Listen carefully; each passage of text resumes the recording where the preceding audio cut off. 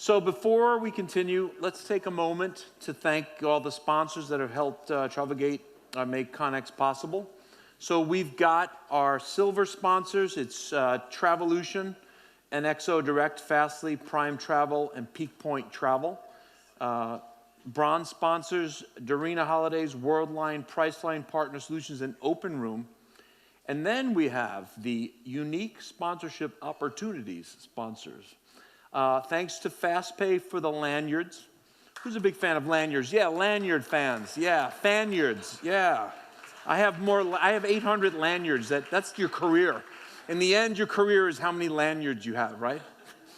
Lanyards is a weird word. You keep saying it, it means not lanyard. Okay. Thank you for the lanyards. Thanks for the memories. Roybus for the welcome pack. WebBeds for the coffee breaks. Where's WebBeds? Anybody? Could not love that name more. Right? Interias and Methabook for the charging station. Who likes power? We all like power, right? I'm just going to do bad stand-up comedy about every sponsor. TBO for today's lunch. Google Cloud for the video booth. I don't know Google. Is Google? Do you guys know what Google is? I don't know. I use Bing for search myself, you know. My wife actually does use Bing. Is that embarrassing? I shouldn't have told you that. Yeah. No, she does. She uses Bing. It's embarrassing for a tech nerd. You know, she does it so Google doesn't track her. We'll talk about it later. Okay. And also Rakuten Exchange and Alto Stratus. Let's hear it for all the great sponsors, if we could, right? Also the media partners. I'll see if we get these right. Ledevi, Hostel Tour, and Skift, right? Smart Travel News, Economia de Mallorca, and Report Trip. Let's give them a big round of applause, please. Yeah.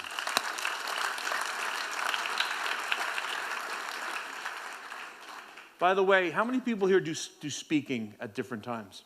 Do you want to hear a trick at the end of your talk if you're not sure you get the response? I'm going to do this later, but you'll forget. So you go like this.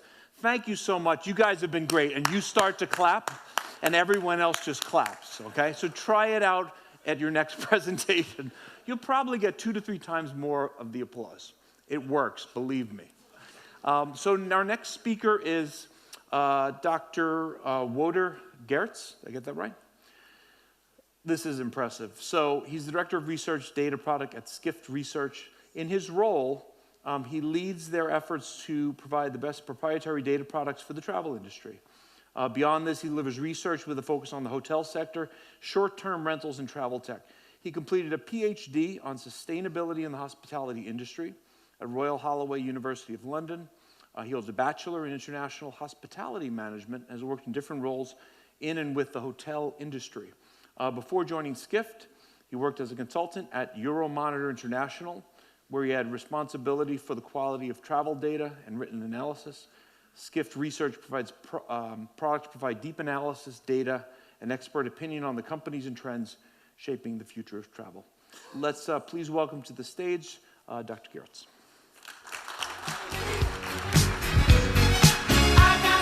Go get him.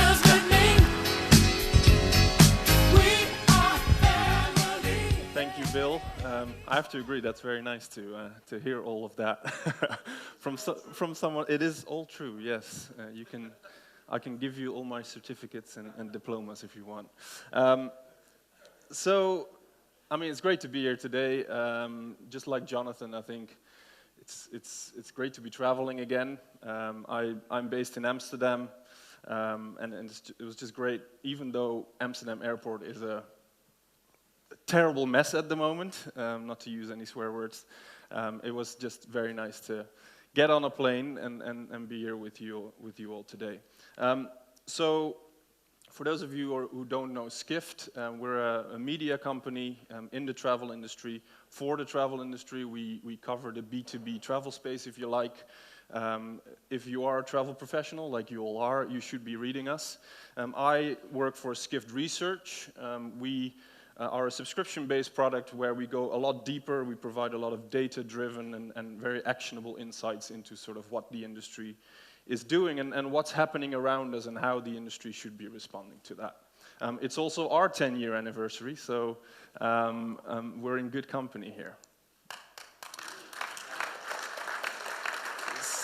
So I want to start with, by the way, I have nothing to do with the 10-year anniversary. I've only been there for 3 years, so I can't take any credit for that.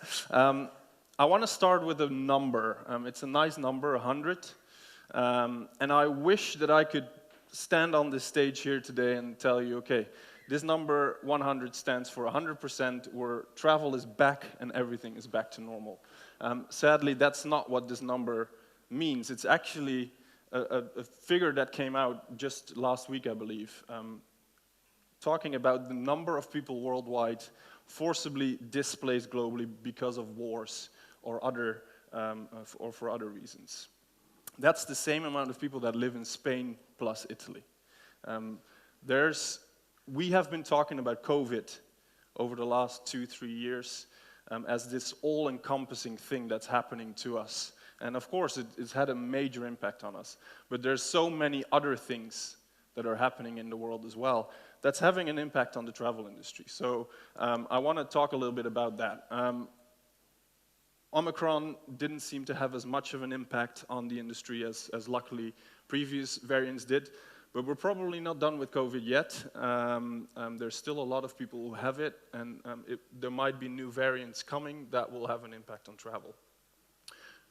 There's obviously a war going on in Ukraine, which is displacing a lot of people, but also because of fuel price hikes, airspace closures, sanctions, this is having an impact beyond just that region. We've got severe droughts here in Spain, for example, and we saw major flooding in the Netherlands and Germany, where I'm from, all assigned to climate change, and that's obviously a major thing that we need to look to tackle. The migrant crisis hasn't abated. Brexit, in the past 2 years, hasn't really moved on, but is starting to heat up again now, and there's still a lot of questions there. We have extreme inflation. I'm a massive downer here, by the way, I know that. We have extreme inflation. We've got rising costs of living. We've got labor shortages. There's so many things happening, and at the same time, trust in our governments is at one of the lowest points it's ever been, and we see major societal polarization. So just look at the French elections a few weeks ago, and look how close those elections were between two very polarizing parties. So all of this has an impact on travel. So let's move beyond COVID. It's still here, it's still a factor, but there's so many other things that you as a travel professional need to consider and need to think about. And so I'm going to talk about this too. And I didn't like it either because it's quite hard to talk about adapt, pivot, grow. But we have to, right? You come up with it, and so we run with it. So, adapt, pivot, grow. It's the best time now to think about that, right? So I think this is a very timely session and a very timely time to do this conference, and it's a timely topic of the conference. So I do agree with that. So if I put these three terms in sort of a timeline, I'm going to talk about all three of them. I think that growth, at least in Europe, sustained growth has started somewhere last year and is still going on now. But because of all these pressures that I'm talking about, I'm not sure if the growth that we're seeing today will last into 2023. Let's see. Hopefully it does, but I've put a full stop there because we just don't know. Pivot, again, since the start of the pandemic, I think that really started, and a lot of companies have done great things, and I've got some amazing examples that I'll share with you. At the same time, I think that window of very clear changes or in the industry that can have a major impact and where companies can really find new ways of doing business is probably closing pretty rapidly now because things are normalizing. So again, this might not last that much longer. I think adapt is the word where I look more long-term and how is the industry going to adapt to all of these changes. And so I'm going to talk about all three of them, and starting with growth. So at Skift Research, we've been working tirelessly, I would say, me and my team, on providing the industry with data on how the industry is performing. So we're working with 20 amazing data partners that you can see on the screen here. They provide us every month with data on how their corner of the industry is performing right now, and we compare all of that to 2019. We do this for 22 countries. We do this across different sectors in the travel industry. We're now at 77%. This is April 2022 data, which means that April 2019 was 100%. We're now at 77% of that demand globally. When we look at Europe, things are actually looking better than that. Asia is obviously suppressing sort of the global performance. What we're seeing is that for a year now, I would say, things have been improving quite drastically in Europe, and countries like Turkey, but also Spain and Italy are now getting very close to 100% demand, which means that things are getting back to normal. And I think what's interesting, and we're talking about sort of logistical issues of flying today and finding the staff and pilots and all that stuff. At the same time, there is massive pent-up demand, and we are seeing flight schedules, for example, returning to pretty much 2019 levels by this summer. Let's see if it works out. This is obviously, you can see up to July, so we're forecasting a little bit here, or OAG is, who's the source for this data. But things are looking up, domestically as well as internationally. And I think what's very positive is that it looks like the industry has learned from past crises, where especially hotels started to discount their rooms to get more occupancy. And it's very good to see that that hasn't happened this time around. And actually, prices are up compared to 2019 levels pretty much everywhere at the moment. This is very encouraging. It's very hard to get back to pricing levels after occupancies have restored. And obviously, this pandemic didn't call for discounting because people weren't allowed to travel, so you were never going to get higher occupancies anyway. And I mean, it makes total sense not to be discounting, I think. If you look at the data, this is Eurostat data, so European data. In the EU, people have been saving a lot of money. According to the IMF, people have been saving, just in the EU, 1 trillion euros over the last 2 years. So there's a lot of money sitting in people's bank accounts that they now want to spend. If you think about that amount of money, and you think, okay, even if the travel industry could capture 10% of that, that 10% would mean, if we lump that onto sort of how much people spend on travel in 2019, would mean that we increase that amount of money by 20%. So there's a lot of money out there that people want to spend on travel. But I think there's a few challenges here. And the first one is, as an industry, we shouldn't overstretch ourselves. I think we are getting now to a stage where people, because of these rising living costs, worries about inflations, about possibly a recession, people are starting to take a step back. We're starting to see the first signs of that. So this is a recent survey by STR, which shows that now the cost of travel is a higher barrier to travel for people than COVID. It's great that COVID isn't on top of people's minds anymore, but not necessarily great that now the cost of travel is taking over there. I think a second challenge that I already mentioned was that the labor force has shrunk. Especially in the accommodation sector, we're seeing that it's really hard for the industry to find people to actually respond to this growing demand that's out there. And it's already having a major dampening effect on sort of how the industry is performing.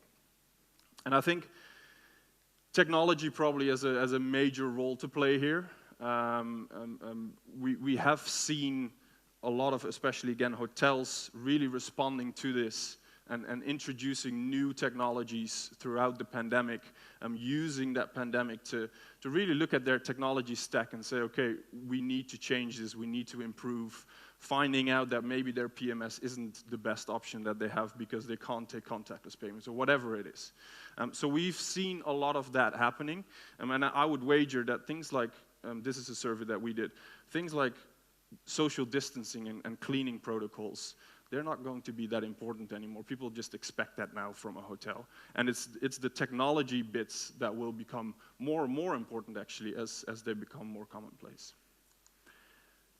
I want to be clear, though, I don't think that technology necessarily means that the hotel industry needs less people. This is an upcoming survey. It's not live yet. In June, we'll be launching a report with Oracle. I think this is really telling. We asked 600 hoteliers about sort of their service models. Are they going to change? So what services do you offer and how do you offer them? 82% said yes, it's going to change in the next 3 years. But only 20% said that their staffing levels are going to change as a result of those changes. I think that really tells you how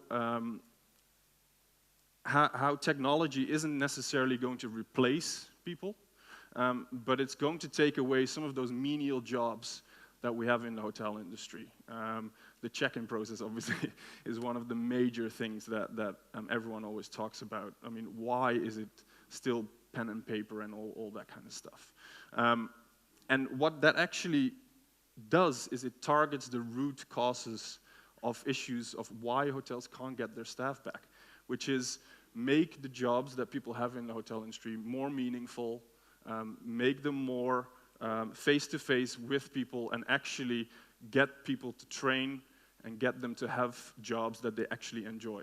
And so that's probably where growth will lie in the coming years. So next, let's talk a little bit about pivot. And like I said, there's amazing examples here. I'm just going to touch on 3. So the first one is that uncertainty remains. I already mentioned some of this. We're still seeing some shorter booking windows, although that is normalizing. People are starting to book further in advance again. We're also still seeing higher hotel cancellations, and they fluctuate. They go up and down as things happen, and that's something that the hotel industry obviously needs to deal with. But there's companies that have been doing very well at responding to that, pivoting to make sure that they were able to respond to sort of that uncertainty. One example I'm sure you all know is Hopper. They introduced some fintech products just before the pandemic and more during the pandemic. They introduced things like price freeze or no questions asked cancellation fees, where customers can pay a little bit extra to then have that certainty and they don't have to worry about what's going to happen. 50% of Hopper's revenue comes from these fintech products today. So they've been doing very well based on sort of that uncertainty. Another example is Airbnb. Their platform was very much based on, I want to go here on these dates. They realized pretty quickly during the pandemic that people don't necessarily know where they can go. They have more flexibility, so they don't necessarily say we want to go from these to these dates. And so Airbnb has completely changed their search functionalities, their homepage, to now allow people to find way more in a much more flexible way. And it helps Airbnb as well, because they can now push people to where they have supply, because supply is a major issue in the short-term rental space at this point. The second one, while talking about short-term rentals, I think it's no secret that short-term rentals have been performing very well over the past year. According to our figures, the hotel industry dropped by 60% in terms of revenues, short-term rentals only by 33% in 2020. And since then, they've seen some amazing growth in terms of occupancy rate, pricing, everything. And that has been doing very well for the short-term rental industry. And obviously what we've now seen is that hotel companies are pivoting towards that as well. So Homes and Villas from Marriott is a great example of how hotel companies are trying to enter into the short-term rental space. Accor has One Fine Stay. They've had it for a while. They're trying to do a similar thing. But what's really interesting here, I think, and this is moving a little bit away from pivoting, is to merging, where we see companies like Sonder and Selena, which traditionally are short-term rental companies, now starting to move into the hotel space. They want to offer branded products. They want to offer brand standards, which people are looking for. So it's not a black and white kind of space. There's lots of merging going on, and I think this is going to be one of the major trends that we'll be seeing over the coming years, is how are all of these different companies merging? Because the more this is happening and the more people start to look at vacation rentals or short-term rentals or hotels, the customer doesn't know the difference between a hotel or a sonder necessarily. And so why would the industry make that clear distinction? Things will start to merge more and more. The final point I want to talk about in terms of pivoting is business travel. I think business travel has completely changed. Yes, things will obviously normalize and things will go back to how it was up to a certain point. But never, I don't think it will ever go back to how it used to be. If we look at our data, still today, a third of people in some of the major developed economies are working from home because of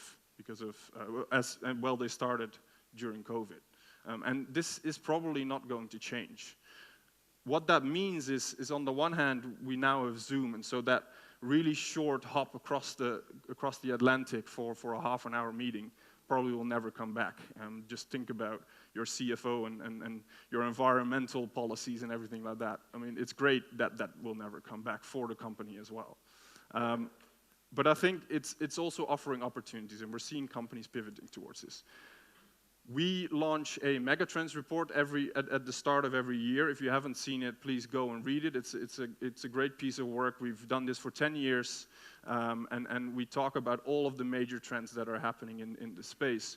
We called this the socialization of business travel. And I think Amex recently put out a report and put it very succinctly as well, because they said managers will be questioning how to build culture in a new work world, and company-wide mobility poses a potent solution. So what we're talking about here is, before you might have had a group of road warriors in the company that traveled a lot, but a lot of people wouldn't be traveling.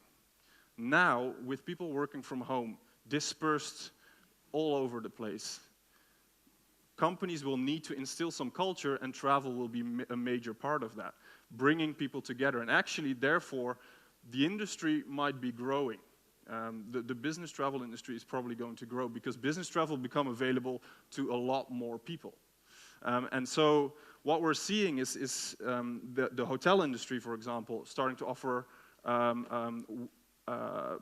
like work from anywhere or flexible desks and all that stuff in the hotel industry. We're seeing companies coming up out of the ground, stumping off-site locations in nature reserves and all that kind of stuff where companies can come together. And there's many opportunities here for the industry to start and focus on this and actually make very good business cases for the future of business travel. Finally, I want to talk a little bit about Adapt, and like I said before, I think this is a longer-term picture. So I want to talk about space travel. Actually, I don't want to talk about space travel. If at your 20th anniversary, invite me here again, and I'll talk about space travel. I think I've shown by now we have enough issues on Earth to deal with to not think about sort of the super rich and how they want to spend their money. So let's talk about sustainability. I think that's a far better use of our time. So sustainability is a massive issue, right? It's a big beast. It's really hard to grasp. And so how do we overcome that? I think if we would distill it down, what I would say is that one of the major issues the industry today is tackling is that there is this gap between what people say they want to do and what they actually do. And I think it's a really hard one to solve. This is a very crude example on the screen now, but I think it makes that point perfectly. We did a survey amongst UK travelers. 34% of people said they're willing to pay extra money if the company that they're traveling with is proven to be environmentally friendly and responsible. 75% of those people said they're willing to pay 2 to 10% extra. That's a lot of money. If you think about your summer holiday, 2,000 euros, whatever it is, 2 to 10% extra on top of that, just to travel with an environmentally sustainable company. It's a lot of money. Compare that to an academic study that came out recently where people that were booking a flight on a Swiss airline were offered, through Hopper, I believe, were offered a way to offset their carbon. Only 4% of people did it. And only 1% of the total booking value was actually paid extra. So there's this massive gap between people say they want to do this, but they're not actually doing it. So I think if we're honest, probably today sustainability still is a niche product. But that doesn't mean, first of all, that niche products can't be successful. Just look at Louis Vuitton bags. You can be very successful with a niche product. Secondly, I think what we're looking at here is leading indicators. We're talking here about things that maybe aren't there yet, but will come, because every survey that is being done, people are talking about the importance and the growing importance of sustainability. And so maybe people aren't asking the right questions today. Maybe they're overwhelmed by all of the information that's out there. I can definitely imagine that. That happens to me. So I think what the industry needs to do is be ahead of this. And if Google, a massive company, obviously, I think, well, as Bill said, I'm sure you've heard of them. If they start to offer users information about their choices and how that impacts the environment, then the industry needs to pay attention and needs to start looking at this as well. But I think, so I think we need to go beyond pledges, we need to go beyond nice reports, and then really start to think, okay, how can we make sustainability more sticky? How can we get people to actually do what they say they want to do? I mean, I think we might also need to look outside of the box a little bit. I think travel is inherently linked to environmentally unsustainable behavior. And that's a problem, but the industry is sort of supporting that as well. Think of loyalty programs. This is a study that we did where we found that if you want to be a top-tier airline status person, if you want to have top-tier status, you will burn between 15 and 26 tons of carbon per year doing that, achieving that level. It really depends on whether you fly mostly domestic or internationally. The average American who, sorry Bill, but you're not really known for being very environmentally sustainable. Not you personally, not you personally. I'm sure you are, but the American population isn't known for it. They burn 15 tons of carbon with all of their activities throughout the entire year. So if you are a top-tier status level, you burn more than the average American does throughout the entire year. The average global is less than 5 metric tons of carbon. So the industry has an inherent link between how much we emit and how much we travel. And that is a link that maybe needs to be broken. And I think loyalty programs are a good first step to look at of how can we ensure that we're supporting people in their sustainability goals, and how do we offer people opportunities to be more sustainable even though they're traveling. So just to sum up, I think it's very clear now that growth is not a given. You've all lived through that, and you know that by now. I think it's very important to understand for your business, how do I make sure that I benefit from the current growth and demand that's there? There is a lot of pent-up demand, so how do I make sure that I benefit from that the most? But also, am I in a better place today than I was early 2020 before the pandemic? And am I going to be able to respond to future crises, which will happen, better this time around? I think like I said before, there are still opportunities to pivot, if you like, and find opportunities that are coming out of this pandemic and out of changing consumer behaviors. But I think that window is closing fast. Obviously, there's always opportunities to pivot, but the pandemic is probably hopefully going away pretty rapidly. So are there opportunities that you're leaving on the table today that might actually help your business grow? And I think the last point, as I said before, we really need, as an industry, to be ahead of the sustainability curve.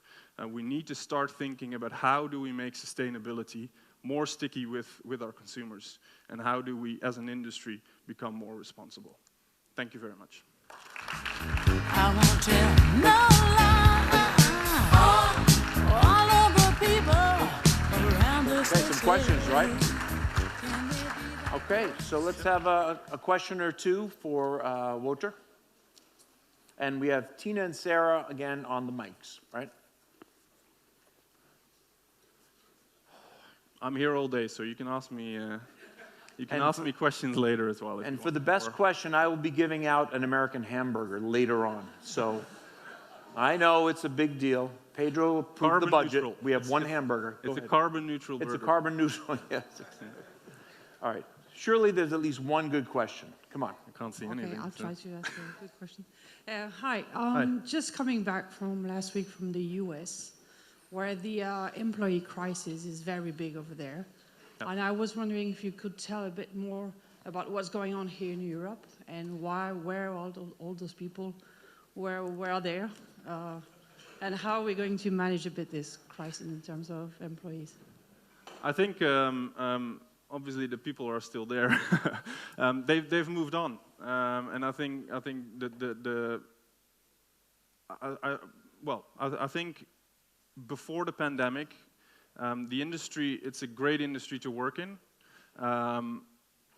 but it has some inherent issues around education, around opportunities to grow, around terrible working hours.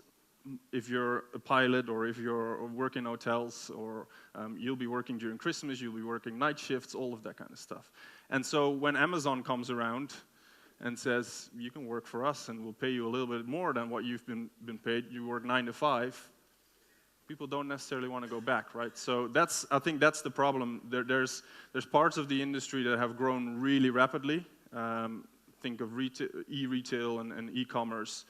They've been taking a lot of people away from the hospitality industry, from the airline industry, and getting those people back now is going to be very difficult. Whether you work in a hotel or whether you work in an airline, you're tied to a specific place. You're not able to travel around. You're working in that location, and so that's a real issue. And obviously, the industry probably isn't there yet to offer higher wages, to really look at education, and I think it will have to come.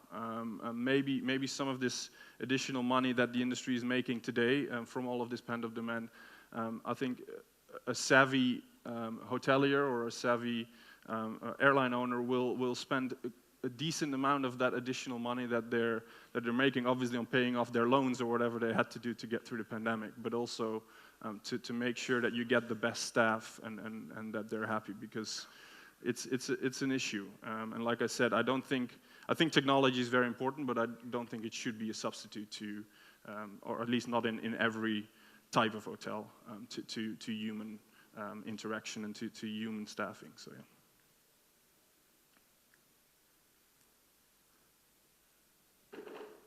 Right. Thank you. Okay. Big round of applause. Yes. Whew. Thank you very much.